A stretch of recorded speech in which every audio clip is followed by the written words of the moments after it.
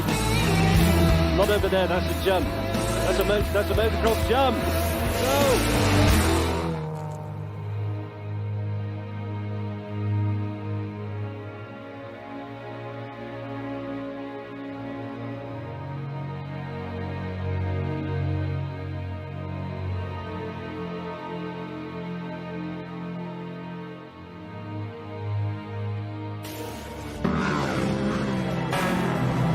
We're alive! That was incredible! God! Now look what you've I done. don't even know where we are. What you just saw there was Top Gear Season 13, Episode 3. That was the moment when I was introduced to Ken Block as well, all the way back in 2009. Now, at that point in time, I didn't really know who Ken Block was. Obviously, I was only 4 years old, and after that clip, I didn't really remember his name, but what I did remember was this. I remembered the car, and I remembered the piece itself.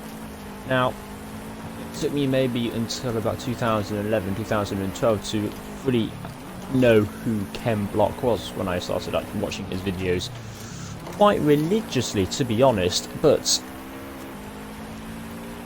to me, that piece,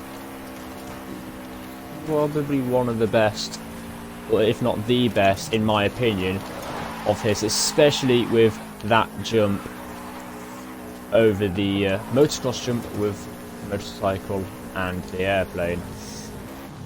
But, and obviously if you don't know, Ken Block passed away a couple of days ago. This, I know it's a couple of days ago, I didn't want to jump onto the bandwagon with everyone else and just get a quick video up and get a bunch of views. I actually wanted to have some thought into this and have it better than what it would normally be, because at the end of the day, this is my third attempt at recording this, because first attempt, audio quality was awful. Second attempt, I realised the entire video was awful after I watched someone else's, so yeah. Now, you probably know enough about Ken Block by now, because this is a couple of days late. This is just me telling you how I knew Ken Block, and yeah, and that's it. So, obviously, I originally knew about Ken Block in that Top Gear episode, and that was when his popularity started to absolutely skyrocket. Especially here in the UK. Okay, because well, Top Gear is the biggest television program in the world, and at the time one of the biggest in the UK, if not the biggest.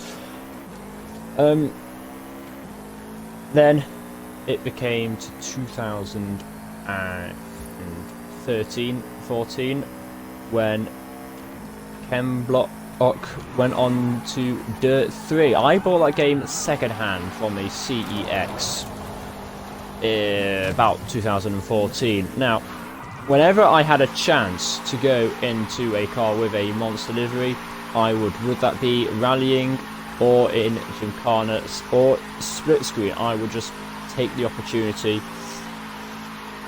as soon as I possibly could. And to me at the time, I would have been 7 or 8 years old,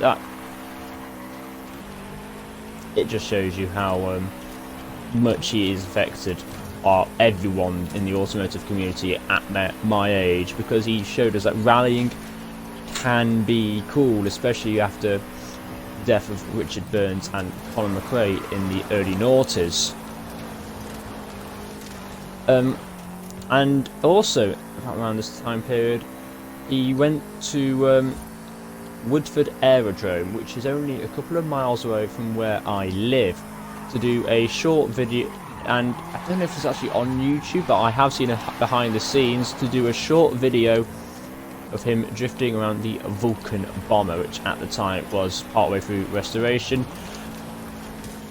And yeah, so that's pretty much it, apart from also in 2014, I believe it was 2014, 2015, 2015, maybe 2016, he went to London and did another piece of Top Gear. This time, instead of with James May, it was with Matt LeBlanc, with the V1 Unicorn, which was the I'm talking about the naturally aspirated one here. And yeah, so to finish off this video, I think instead of having a black and white picture of Ken Block and RIP and 1967 to 2023, I don't think that's fitting. But what I do think is fitting is having some of his videos of Gin-Kama or him rallying in general, some of my favourites, for about a minute or so, play out with probably one of the most emotional